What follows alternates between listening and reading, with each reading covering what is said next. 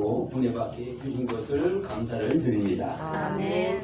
하나님은 어떤 사람들에게 은혜를 주냐? 믿음으로 적극적으로 신앙생활하는 사람들에게 은혜를 주십니다. 또 사랑도 주시고 천국의 영광도 주십니다. 미론적인 사람들은 하나님께 주려고 하더라도 오히려 하나님의 능력을 주어도 축복을 주어도 바르게 쓰지 못하기 때문에 오히려 적자가 되기 때문에 주지를 않습니다. 이 세상 사람들이 살아가는 모습은 저마다 다 다릅니다. 어떤 사람은 좀 긍정적인 사람도 있고 부정적인 사람도 있습니다. 어떤 사람들은 인내가 없어가지고 조금 하다가 안 될 것 같으면 그냥 포기해버리는 사람이 있는가 하면은 어떤 사람은 인내성을 가지고 이루어질 때까지 끝까지 노력하는 사람들도 있습니다. 어떤 사람들은 매사에 소극적이고 자신 없는 삶을 살아가는 사람도 있고 어떤 사람은 적극적이고 내가 하루 일하고 안 되더라도 된다는 믿음을 가지고 적극적으로 하는 사람은 또 길이 또 열리게 됩니다. 이 세상은 누구에 의해서 발전이 되고 있느냐 그러면 이렇게 긍정적이고 적극적인 사람들을 붙들고 이 세상이 세상을 발전해 가고 있는 것입니다. 부정적인 사람은 내게 좋은 것이 오다가도 자기 스스로 그거를 피하게 되기 때문에 불행한 삶을 살게 되는 것입니다. 우리 여러분들은 어떤 마음을 가지고 생활하고 있습니까? 오늘 본문에는 다윗이라는 소년이 나옵니다. 블레셋이라고 하는 그 이웃 나라의 골리앗이라고 하는 거구 장군이 나왔습니다. 거기에 비하면은 다윗은 아주 3분의 1 정도로 체구가 나약한 겁니다. 근데 블레셋이 골리앗을 앞세워 가지고 이스라엘 백성들을 점령하려고 합니다. 이스라엘 백성들이 아무도 나가는 사람이 없어요. 앞에 나가는 사람이 없다 이거예요. 다윗이 자기 형들의 도시락을 갖다 주러 왔다가 그 광경을 보고 그 많은 군인들 앞에서 내가 가겠다는 거예요. 저 골리앗이라는 저 장군을 내가 물리치겠다는 것입니다. 그래서 그 골리앗을 완전 무장했죠. 갑옷을 입고 창을 갖고 검을 갖고 오는데 다윗은 아무 무기도 없습니다. 맨손입니다. 다만 양을 기르는 목동이기 때문에 양을 먹이다가 보면 이리떼들이 와가지고 양을 잡아먹어요. 그래서 그 이리떼들을 물리치기 위해서 잡기 위해서 목동들이 사용하는 이 가죽체에다가 돌을 넣고 뺑뺑뺑뺑 돌리다가 한쪽을 딱 놓으면은 그 돌이 삥 나가가지고 목표물을 적중하는 그것밖에 없어요. 이 조그마한 이 돌 요만식한 거 그거하고 끈 가죽끈 그거 2개만 가지고 가는 거예요. 그게 기가 막힌 거예요. 그런데 다윗은 나는 저 골리앗을 얼마든지 물릴 수 있다는 거예요. 왕도 말리고 자기 형들도 말리고 군인들이 다 말려도 나는 저 골리앗을 이길 수 있다는 것입니다. 근데 이 자신감이 어디서 나왔을까요? 다윗에게 이런 자신감이 어디서 나왔을까요? 그동안 절대적인 하나님, 전지전능한 하나님을 믿고 자기가 양떼를 기르며 기도로 기르고 1인떼들을 기도하고 물리치고 맹수들도 물리치고 죽이고 한 단순히 그는 자기의 연약한 힘으로가 아니라 만군의 여호와의 이름으로 모든 적군들 또 1인떼들 맹수들을 다 물리쳤던 겁니다. 맹수들도 그 돌 하나로 죽여버리고 그랬던 다윗이 골리앗 같은 거야 뭐 우습게 생각할 수가 있는 거예요. 갑옷을 입고 가라니까 갑옷이 땅에 끌리고 너무 무거워가지고 그거 하면 뭐 물맷돌이고 뭐 못 던지니까 아 이거 갑옷 필요 없다. 그러니까 골리앗이 뭐라 그랬어요? 내가 너를 공중에 새 밥이 되게 하겠다. 짐승의 밥이 되게 해주겠다고 호령을 합니다. 그런데 여러분들 같으면은 살아가면서 삶을 살아가면서 앞에 큰 문제가 있을 때에 이렇게 자신력이 있어야 되겠다는 거예요. 그 자신력이 어디서 나왔느냐? 천지 만물을 지으신 창조주 하나님에게로부터 나온 거예요. 그 하나님이 내 편이고 그 하나님이 나의 아버지이기 때문에 나 그 아버지 빽만 믿고 갑니다. 그 믿음을 가지고 간 거예요. 그 믿음이 있으니까 담력이 생긴 거고 무서운 것이 없는 거예요. 여러분들이 살아가다 보면은 정말로 내가 힘으로 감당하지 못할 것들이 있어요. 그때 여러분들 쉽게 포기하지 마세요. 만군의 여호와 이름으로 내가 적극적으로 도전해 갔을 때에 기적과 능력을 통해서 그 일이 이루어지고 사건이 해결되고 승리의 개선가를 부르게 될 줄로 믿습니다. 아멘. 우리는 한번 내 자신의 믿음을 한번 생각해 봐야 됩니다. 하나님을 의지하고 믿고 있는가 하는 것입니다. 내가 무엇을 하든지 간에 하나님이 나와 함께 하고 있는가 그거를 확인을 해봐야 됩니다. 하나님을 믿는다고 한다면 내가 무엇을 하든지 하나님이 나와 함께 한다고 하는 것을 믿는다고 하면은 두려워할 것도 없고 무서워할 것도 없어요. 물론 불같던 시험이 왔을 때 잠시 동안 근심 걱정을 한다 그랬어요. 그러나 이 시험은 믿음을 연단해서 더 성장시키기 위함이니까 두려워할 것은 아니다는 겁니다. 다윗은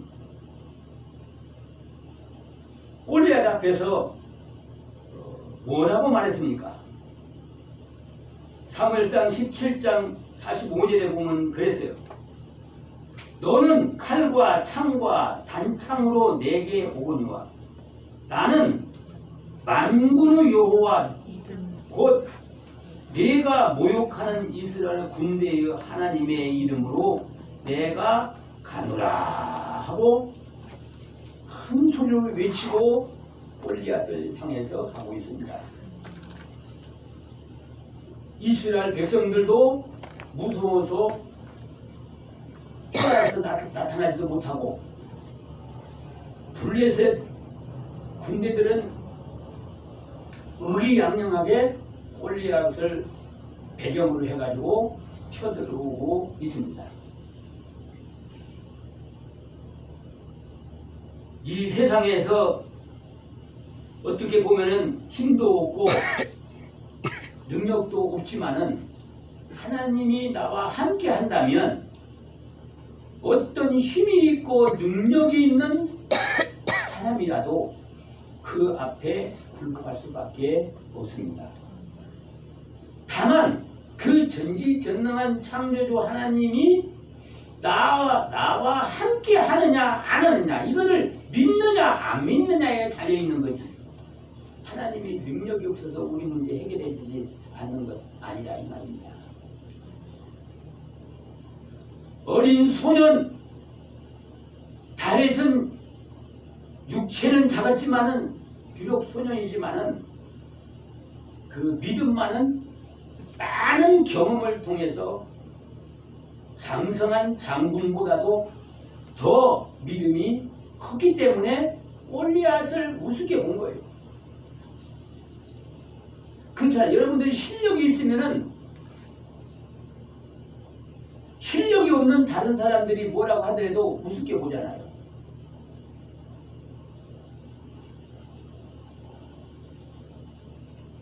실력이라는 것이 돈이 많으면은 돈 문제가 나오면은 배에 힘이 팍 들어가가지고 누가 말하고 하든지 큰 소리 빡치는 거예요.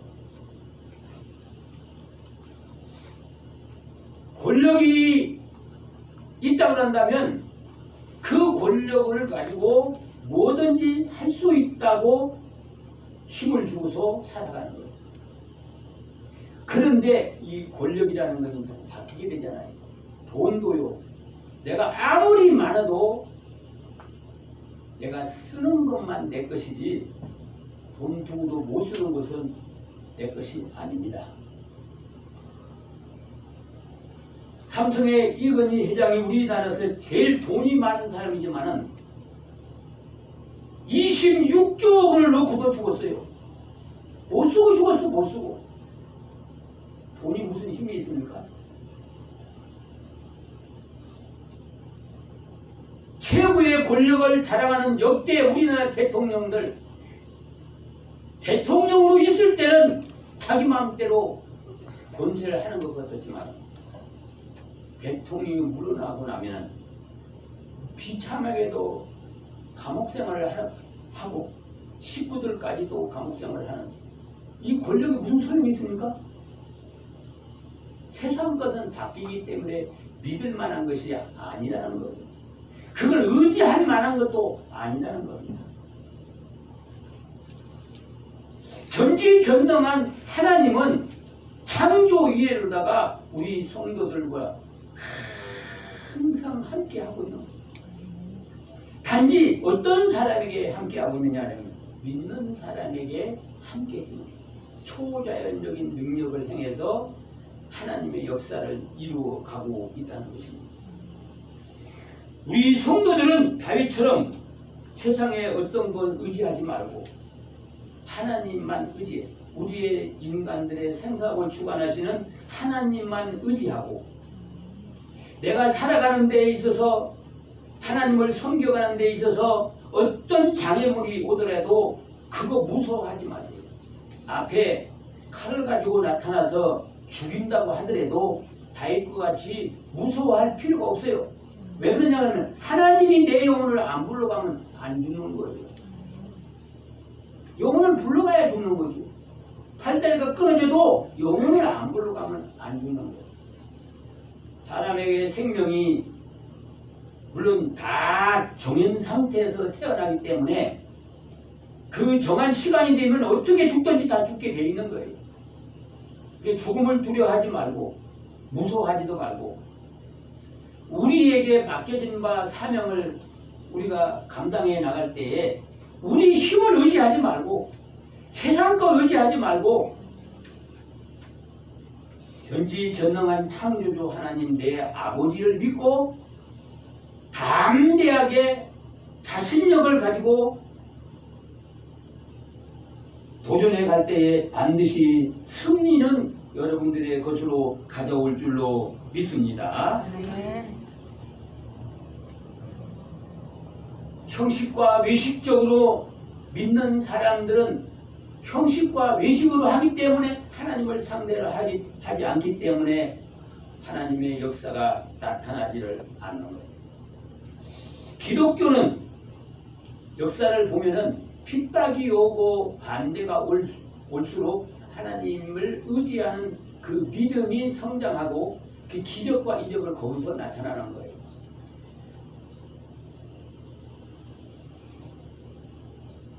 몇 년 전에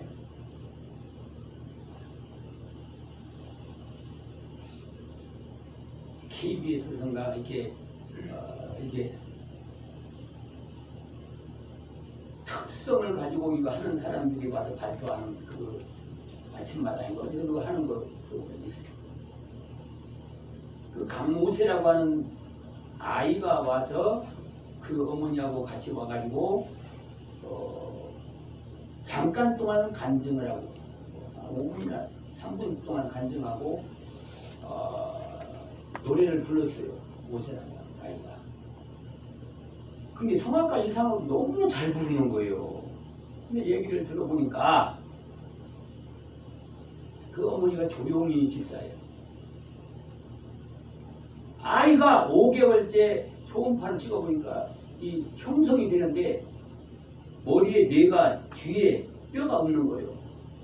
뼈가 없어서 구멍이 이렇게 뻥하게 있어가지고 뇌가 그쪽 밖에 나와서 다 쏟아져 나와가지고 형성되어 있는 거예요.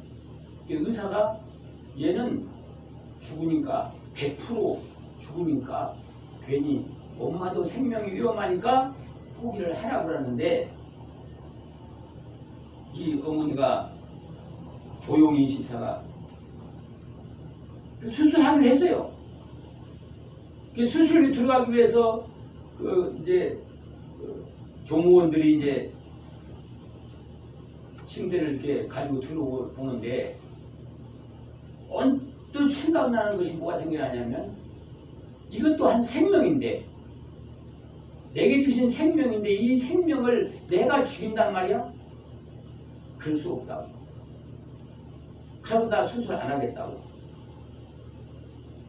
그리고서 병원을 왔다 갔다 하면서 치료를 하는데 의사들은 산부인과 의사들이 다 모여가지고 이걸 어떻게 할 거냐, 치료를 계속 할 거냐 안 할 거냐. 일단 합의된 것이 이건 뭐 100% 죽으니까 산모가 위험하지 않게 하기 위해서 이 아이를 수술을 해야 된다. 그런 결론이 나온 거예요.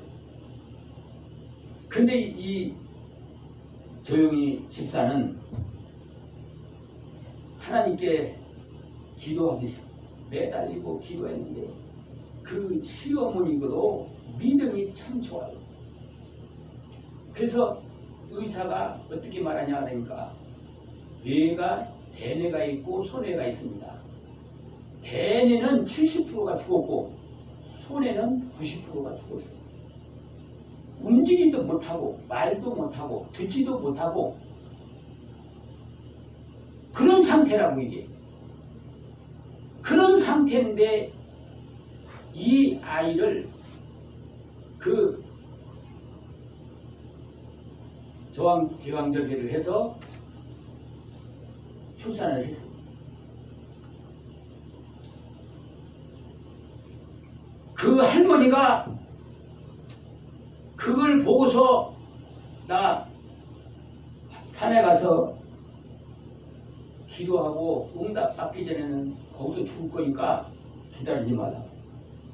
비탈에 산에 올라가서 붙들고 기도하다가 불러 떨어지기도 하고.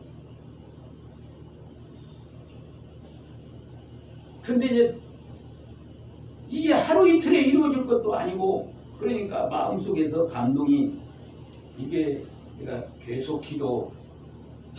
여기서 계속 뭐 산에서 먹지도 않고 뭐 여기서 이렇게 할 수 없으니까 집에 가서 이제 기도를 계속 하라 하는 그런 감동을 받고 와서 교회에다가 주민등록까지 옮겨놓고 교회에서 그냥 자고서 기도하고는 그 목사님이 기도하러 왔다가 이제 그 모습을 보고 요 앞에 와가지고서 잠자고 있는 거예요. 기도하다가 이제 지쳐가지고 쓰러져.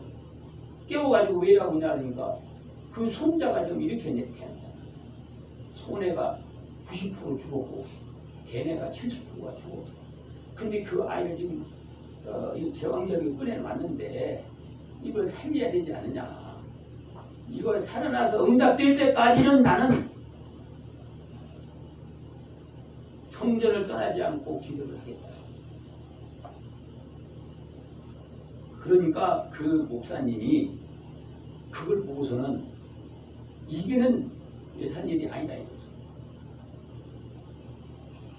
그래서 그날이 토요일 날인데 이제 주일날 보고 휴가 가도록 되어 있습니다. 8월 달이니까 교인들도 다 휴가를 많이 가는 거예요. 근데 주일날 예배 시간에 광고를 사정이 이러니까 휴가 다 반납하고 아침 저녁으로 100일 동안 그 아이를 위해서 전 교인이 기도하라. 목사님부터 시작해가지고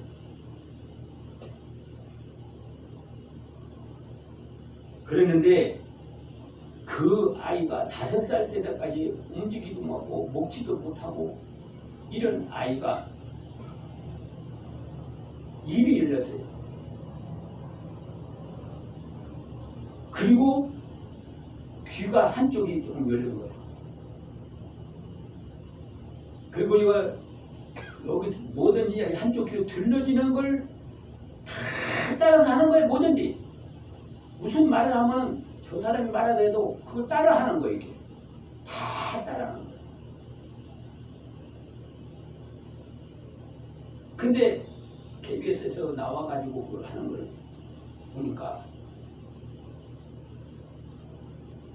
시각도 안 좋고 엄마 손을 붙들고 다녀요. 그리고 덩치는 뭐 22살인가 이렇게 했는데 크고 듣는 것도 한쪽 귀만 간신히 듣는 상태고 걸음걸이도 그렇고 근데 그 아이가 음성이 누구를 닮았든지 간에 노래하는 걸 그렇게 좋아하는 거예요. 그래서 부모님들이 이제 그 아이를 이제 노래를 적극적으로 들려주기만 하는 거예요. 뭐든지 이렇게 해주면은 그거 따라하는 거예요. 다 따라하는 거예요. 그런데 자기가 생각이 나가지고 자기가 이렇게 뭘 말을 하는 게 아니라 듣는 걸 가지고 다 그걸 앵무새처럼 따라하다가 보니까 말도 어느 정도 통하도록 하는 거예요. 근데 어디 데려가려고 하면 잘 보지도 못하고 잘 듣지도 못하니까 한쪽 귀가 뭐가 들으면은 그 소리 나는 게 뭔가 만져보는 거예요. 사람이 뭐 여기서 무슨 소리 하면 그걸 뭔가 하고 만져보려고 그러니까 안 보이니까 그러니까 버스 안에 타면 버스 사람들이 생야단들을 하는 거예요.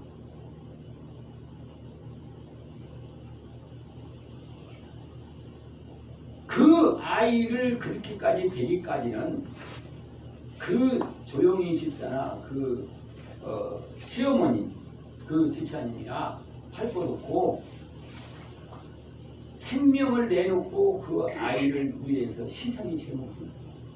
그런데 어느 날 보니까 집에 있어서 간증하는데 그 간증을 하더라고요. 근데 미국을 몇 년도니까 몇 년도에 저 평창에서 동계올림픽에 몇 년도요?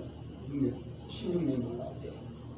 그때 장애인 그 올림픽도 하는데 장애인의 걔가 개회식을 할 때 애국가를 불렀어요. 근데 너무 잘하는 거예요. 그것이 이제 소문이 나기 시작한 거예요. 그 모세라고 하는 이름이 이게 소문이 나가지고 세계적으로 나가버린 거예요. 미국의 12개 주에서 초청을 해가지고 3번이나 미국을 돌고 온 거예요. 그러니까 이런 그 어려운 가운데에서도 이렇게 했다고 해서 그 부모님들에게도 그 아이에게도 미국의 신분을 준 거예요.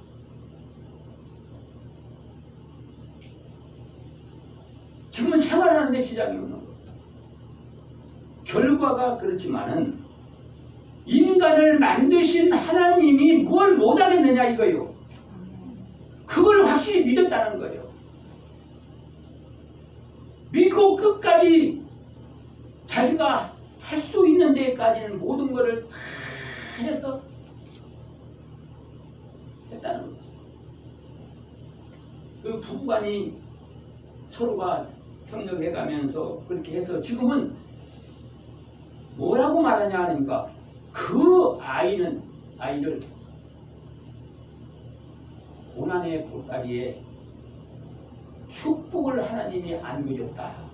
그 아이 때문에 그 가정은 오히려 행복하고 하나님의 역사를 이루고 먹고 입고 사는 것도 문제가 다 해결되어 버리고,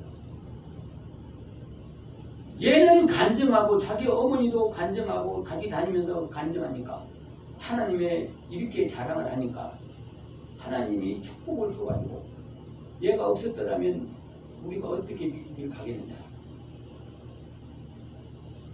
어떻게 시민권을 얻겠느냐.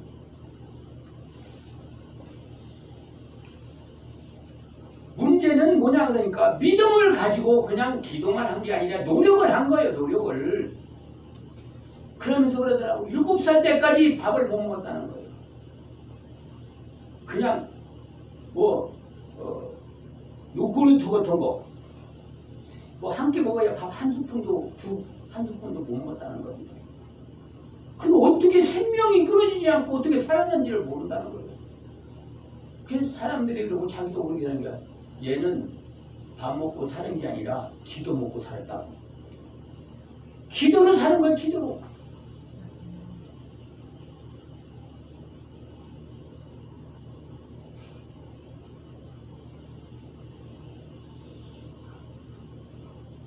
우리 다윗이가 양을 기르면서 그 이떼들을 물리치는 훈련을 많이 한 거예요. 여러분들 노력 안 하고 뭐가 되는 겁니까? 이 새총을 가지고 뭘 새를 잡으려고 해도 못 잡는데 새총보다도 이게 정확한 율이 떨어지는 거거든요. 이게.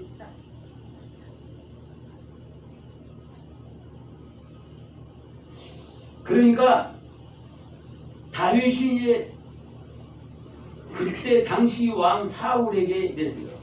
주의 종이 아비의 양을 지킬 때에 사자나 곰이 와서 양떼에서 새끼를 움키면 내가 따라가서 그것을 치고 그 입에서 새끼를 건져내었고, 그것이 일어나 나로 해하고자 하면 내가 그 수염을 잡고 그것을 쳐서 죽였나이다. 이 복동으로 있으면서 맹수들이 오고 싸워서 이겼다는 거예요. 그런 훈련이 돼 있다는 거죠. 그런 훈련이 안 돼 있으면은 암만 믿음이 있다고 하더라도 저보다 3배나 더 큰 사람이 싸우자고 하면 한 손 잡고 그냥 멱살 잡고 그냥 던져버리면 나가 떠질 바인데 어디 거기 나가서 나갈 꿈이나 꾸겠어요?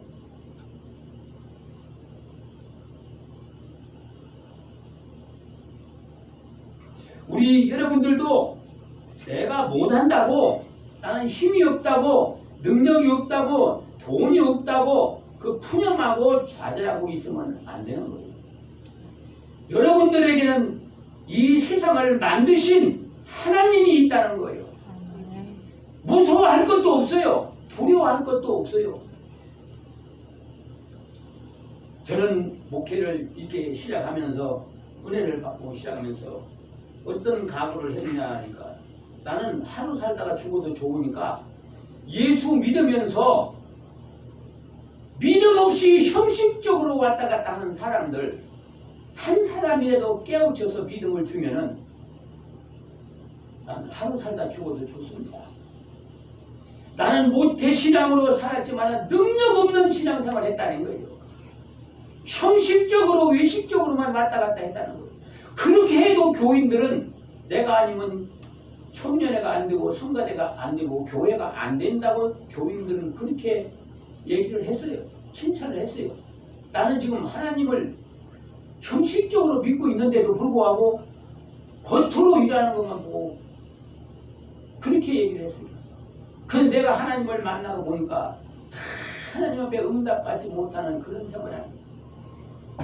오늘날 신앙생활을 오래 하는 사람이 하나님이 어떤 분인가 경험도 못하고 체험도 못하고 믿음으로 내가 못하는 것을 적극적으로 나가야 되겠는데 사람이 무섭고 권력이 무섭고 돈이 없고 이런 거 저런 거 다 이유 핑계대고 하려고 하니까 하나님이 도와줄 길이 없어요. 자기가 알아가지고 못한다는데 뭐 자기가 아무리 하나님이 옆에서 도와준다고 하더라도 사람이 무섭고 돈이 권력이 무서운데 내가 어떻게 가? 나는 힘이 없고 돈도 없는데 이렇게 하니까 하나님이 도와주려고 해도 하나님이 도와줄 길이 없잖아요. 신앙은 이론적으로 믿는 게 아닙니다. 믿음은 실행이 뒤따라가는 거예요. 불가능한 것을 하나님이 명령하면 그거를 순종하는 것이 그것이 믿음이다. 여러분들 물 위로 걸어오라고 하니까 베드로가 뭐라 그래요? 주님이 물 위로 걸어오나 걸어가겠습니다. 걸어오라 그러니까 물 위로 걸어가잖아요. 지금 파도가 배를 지금 침몰시킬 위기에 처해 있는데도 불구하고 그 파도 위를 걸어가잖아요. 걸어오라고 주님이 말씀하시니까 그 말씀을 믿고 그냥 물로 뛰어들어가 걸어가 더욱더 물 위로 걸어갔어요. 파도 위로. 그게 믿음이라는 거예요. 근데 왜 우리는 못한다고 주저앉아 있느냐 이거죠.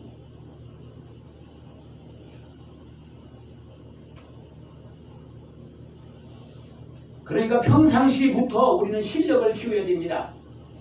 믿음의 실력을 키워야 어떤 어려움이 오더라도 그걸 물리치고 내가 나갈 수가 있는 것입니다. 여러분들 베드로 보세요. 무슨 능력이 있는 사람입니까? 배운 사람입니까? 돈이 있는 사람입니까? 가난하게 겨우와야 어부늘다면서 생계를 유지해 나가는 사람이었어요. 그런데 예수님이 그를 불렀잖아요. 부르고 난 다음에 배와 그물을 버리고 적극적으로 쫓아왔잖아요. 그럼 뭐 먹고 살라고? 자기 식구들은 어떻게 살라고? 그거 염려했으면 따라가겠어요? 아니 예수님이 전지전능한 하나님의 아들이라는데 내가 하나님을 따라가면 내 뒤에 있는 모든 것들은 하나님이 해결해 준다는 사실을 믿었기 때문에 그걸 생각 안 하고 따라간 거예요. 베드로가 경제적으로 어렵다 소리 들어봤습니까?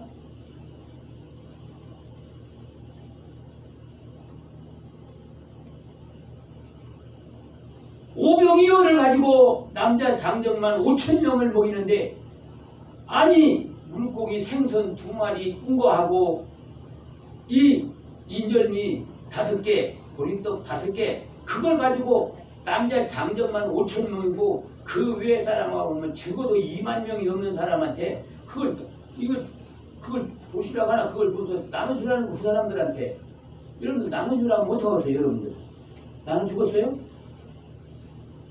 나눠주라고 그러면 나눠주면 되는 거죠. 이거 누구한테 주냐고 따지는 사람은 기적을 체험하지 못하는 거예요. 어린아이 도시락을 어떻게 이 많은 사람들한테 나눠주라고 그럽니까? 빵을 사더라도 몇 천만 원씩 빵을 사도 안 되는데 여기는 가게도 없는 데입니다. 빌립이 그렇게 계산을 해보고 했지만은 예수님은 어린아이의 도시락 하나를 가지고 기도하고 나눠주라고 할 때 제자들은 그걸 가지고 나눠줬어요. 나눠주고서 부스러기 남은 걸 거두라고 그랬더니만 12바구니에 거뒀다고 말씀하고 있습니다. 여러분 이 사실을 믿지 않습니까? 이 사실을 여러분들 다 알고 있는 사실입니다.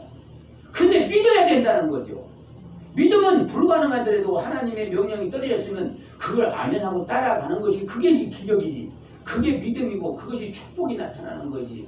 내가 계산해가지고 이거는 안 된다, 이걸 못한다 그래가지고 안 하게 되면은 결과적으로 하나님이 함께 안 해준다는 거예요. 해줄 수가 없다는 겁니다. 우리는 우리들 자신적인 긍정적인 마음을 가지고 믿음을 가지고 계속 훈련하고 계속하고 우리가 배우고 기도하고 노력을 해야 돼. 가만히 앉아서 가지고 믿음이 내게 거절로 돌아오는 게 아니라는 거예요. 근데 이제 하나님이 이렇게 함께하는 데는 조건이 있었습니다. 그 조건이 뭐냐 그러니까 하나님은 죄가 있는 사람들에게 함께하지 않습니다. 그럼 죄가 있는 사람에게 죄 있는 걸 도와주는 것밖에 안 되기 때문에 죄를 회개한다고 하는 것은 내 생각으로 살던 것을 이제 하나님의 뜻대로 살기를 원한다고 해서 하나님 앞에 내 생각대로 사는 것을 회개하는 거거든요. 회개를 해야 됩니다. 회개할 때에 예수님의 제자들이 마가의 다락방에서 열흘 동안 기도할 때에 회개 운동이 일어난 겁니다. 회개 운동이 일어나고 회개하기 전에는 그들에게 능력이 안 나타났어요. 오히려 밖에 나가지도 못했어요. 무서워서 가서 복음을 전하지 못했어요. 근데 예수님이 다시 예루살렘으로 다 모여놓고 성령 임할 때까지 떠나지 말라고 말씀을 하신 기억에서 모여가지고 떠날 생각 안 하고 그래도 기도했어요. 한 번도 성령을 경험한 적이 없는 사람들이었어요. 그런데 열흘 동안 회개하면서 말씀을 듣고 회개하고 말씀 듣고 회개하는 가운데 열흘째 되는 날이 오순절 날이었어요. 그날에 성령이 임했습니다. 능력이 임했습니다. 그들은 사람이 180도로 변했어요. 이제 다락방에서 모여가지고 숨어서 있었던 그들이 다 뛰쳐나가서 예루살렘 다 흩어져가지고 복음을 전하기 시작합니다. 그런데 기적이 나타납니다. 귀신 들린 사람이 귀신이 나갑니다. 병든 자가 고침을 받습니다. 그런 기적이 나타납니다. 그러니까 너도 나도 예수를 믿겠다고 돌아오는 사람들이 구름대처럼 몰려옵니다. 베드로도 마가의 다락방에서 있다가 성령이 임한다면 나가서 외칠 때에 나도 믿겠다고 하루에 돌아오는 사람들이 3,000명, 5,000명, 7,000명 막 돌아오는 거예요. 매일같이. 베드로가 무슨 자기 마음도 자기 마음대로 못하는 그런 웅한 사람인데 어떻게 다른 사람의 마음을 어떻게 사가지고 그 사람들이 예수를 믿게 만든다는 거예요? 여러분들 우리 힘으로는 우리 자신 내 마음도 내 마음대로 못하고 살아요. 내가 무슨 능력이 있습니까? 성령의 도움을 받아야 돼요. 회개할 때 성령이 임한다고 그랬어요. 회개할 때 성령을 선물로 주신다고 사도행전 2장 48절에 말씀하고 결과적으로 다니엘은 어디서 그런 힘이 나느냐 하나님 어떻게 함께하냐니까 다니엘은 매일과 같이 회개운동을 한 거예요. 잘못한 것은 자기가 잘못한 그날마다 하나님 앞에 회개하고 나니까 매일같이 하나님의 역사를 이루어가는 거예요. 어떻게 소년이 맹수가 잡아간 양을 그 입에서 빼앗을 수 있느냐 이 말이에요. 그 맹수를 쳐서 죽이고 그 양을 빼앗아 올 수가 있냐. 그런 담력이 어디서 있고 그 능력이 어디서 나왔느냐 하는 겁니다.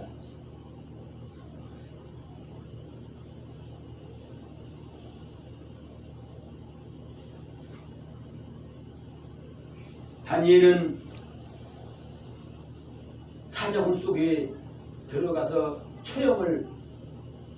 한 처형장 앞에 서서 왕이 얘기를 합니다. 다니엘아 네가 너 나라 해방하는 것도 좋지만 여기서 나한테 너 나라를 위해서 기도 하루에 3번씩 하던 거 안 한다고 말만 해라.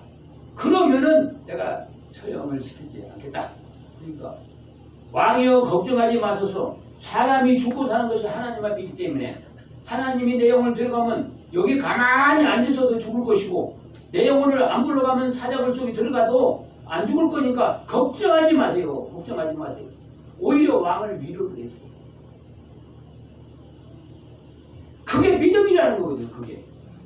물론 믿음의 격차는 많이 있습니다. 많은 훈련과 우리와 많은 하나님의 말씀을 배우고 실천하고 여러 가지 사건을 경험하면서 차근차근 믿음이 성장하는 사람과 아직까지 성장하지 못한 사람의 차이는 많이 있습니다. 그 차이가 하나님의 능력의 차이가 아니라 내 믿음의 차이라는 거예요.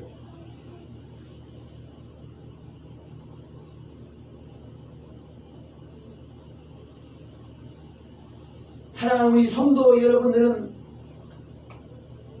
예수님께서 말씀하신 대로 주여 주여 하는 자가 다 천국에 들어가는 것이 아니라 아버지의 뜻대로 행하는 자가 들어간다고 말씀해 있습니다.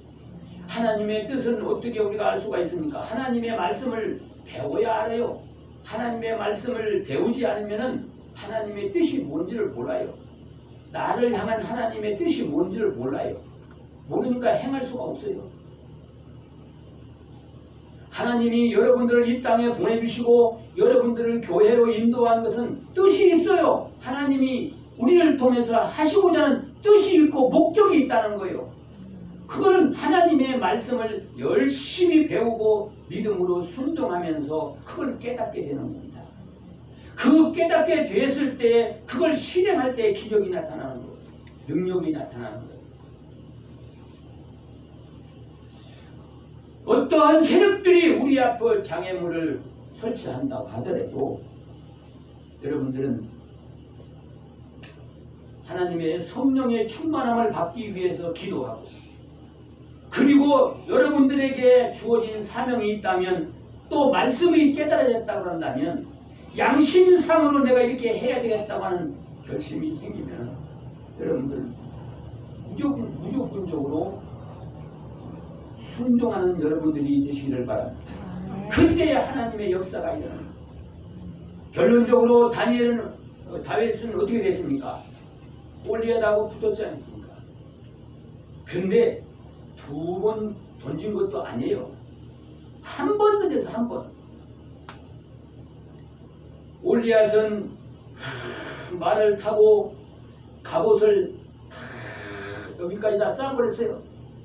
겨우 와야 눈썹 요거만 남은 거예요. 그리고 옷도 철 갑옷으로 다 입어버렸고 여기도 모자도 다 가려. 근데 어떻게 그 돌멩이가 날아가가지고 요 눈썹과 눈썹 사이 거기를 미간이라고 하는데 거기가 급습니다. 거기 때리면 죽습니다. 근데 돌이 그 날아가더니만 그 미간에 탁 박혀가지고 박히면서 즉사 죽음을 한 거예요. 이게 다윗이 믿는 하나님입니다. 아멘. 이것이 우리가 믿는 하나님이라는 거예요. 아멘.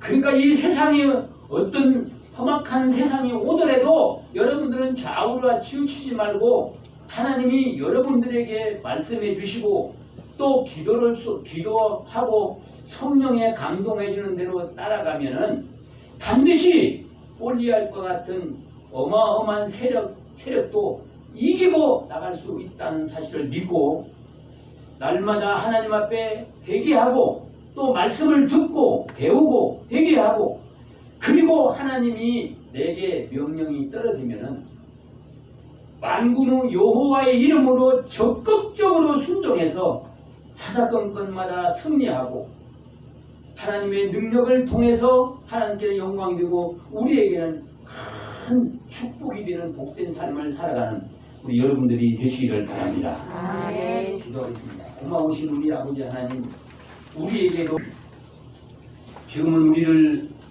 사망에서 생명으로 구원해 주신 예수 그리스도의 은혜와 독생자를 우리를 구원하기 위해서 이 땅에 보내주신 하나님의 극진하신 사랑하심과 성령의 감화 감동하는 역사가 오늘 이 자리에 모인 성도들과 특별히 믿음과 능력을 가지고 우리 앞에 있는 모든 어려운 일들을 해결하기를 원하는 성도들 머리머리 위에와 다윗과 같은 믿음을 본받아 나가기를 원하는 모든 심령들과 이 제단 위에 지금부터 영원토록 함께 하실지어다. 아멘.